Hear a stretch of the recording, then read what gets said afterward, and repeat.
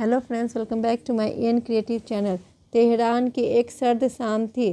तेज़ हवाओं के बीच शहर की सड़कें हल्की हलचल के बावजूद भारी लग रही थी।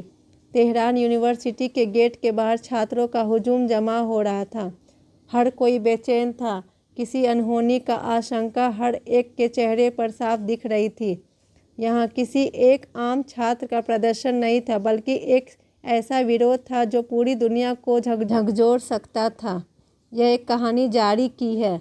20 साल की जारा एक साधारण लड़की थी, लेकिन उसकी आंखों में एक अटूट चमक थी। उसकी माँ उसे बचपन से सिखाती आई थी कि इंसानियत की आवाज़ कभी दबनी नहीं चाहिए।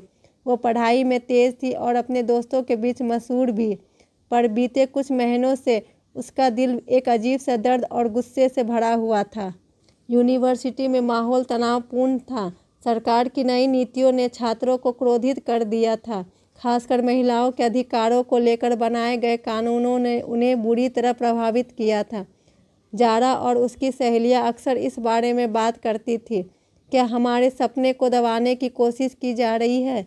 एक दिन जब यूनिवर्सिटी में एक परिचर्चा हो रही थी, जारा ने अपने दोस्तों से कहा, अब चुप रहने का समय नहीं है, हमें अपनी आवाज़ उठानी होगी। उसकी सहेलियों ने उसकी तरफ देखा। कुछ ने सहमति में सिर हिलाया, पर कुछ डर गई। जारा, ये बहुत खतरनाक हो सकता है, एक दोस्त ने कहा। पर जारा का फैसला अड़िग था। उसने अपने गले में पड़े स्कार्फ को कसकर पकड़ा और कहा, अगर हम अब नहीं बोले तो हमारी आवाज़ें हमेशा के लिए दब जाएगी। इस एक फैसले ने उसकी ज़िंदगी बदल दी। फिर आया वो दिन। यूनिवर्सिटी के मुख्य प्रांगण में छात्रों का विशाल जनसैलाब उमड़ पड़ा। हर और नारे लग रहे थे। जारा और उसके साथी सबसे आगे खड़े थे। वो अपने हाथों में बैनर लिए हुए थे, जिन पर लिखा था, हमारा शरीर पर हमारा हक, आज़ादी चाहिए। सभी की नज़रें जारा पर टिक गई। उसने माइक पकड़ा और गहरी सांस ली। हमारे शरीर, हमारी पहचान, हमारी आज़ादी, ये हमारी बुनियादी हक है, उसने कहा। उसकी आवाज़ में एक जादू था जो हर दिल को छू गया। फिर अचानक कुछ ऐसा हुआ जिसकी किसी ने कल्पना भी नहीं की थी। जारा ने अपनी जैकेट उतार दी। हवा में एक सन्नाटा छा गया। उसने अपने स्कार्फ को उतारते हुए कहा, हमसे हर रोज़ हमारे अधिकार छीने जा रहे हैं।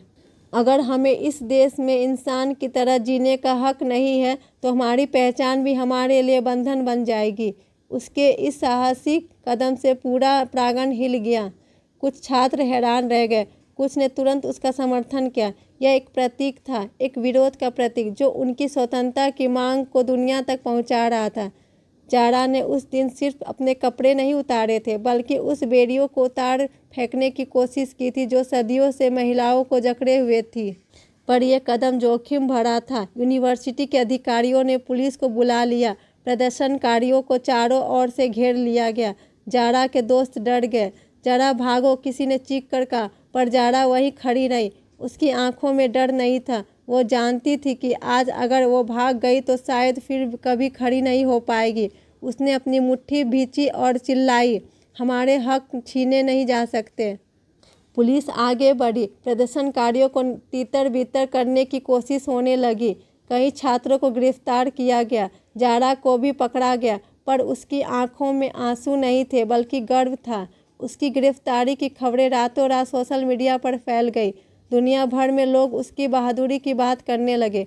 एक लड़की जिसने अपने शरीर पर और आत्मा की आज़ादी के लिए अपनी जान जोखिम में डाल दी, लोग ये कह रहे थे। कुछ दिनों बाद जारा को रिहा कर दिया गया। उसने जेल की दीवारों में कैद होते हुए भी अपनी हिम्मत नहीं हारी थी। जब वो यूनिवर्सिटी लौटी तो सैकड़ों छात्र उसका स्वागत करने के लिए खड़े थे।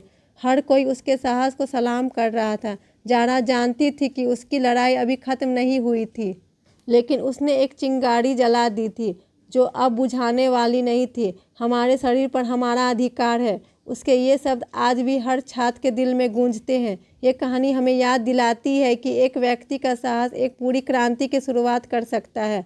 जारा की तरह जब भी हम अपने हक के लिए खड़े होते, हम एक नई उम्मीद की रोशनी जलाते हैं। Thank you friends. अगर आपको मेरी स्टोरी अच्छी लगती है तो प्लीज़ लाइक शेयर सब्सक्राइब करना ना भूलें। बाय।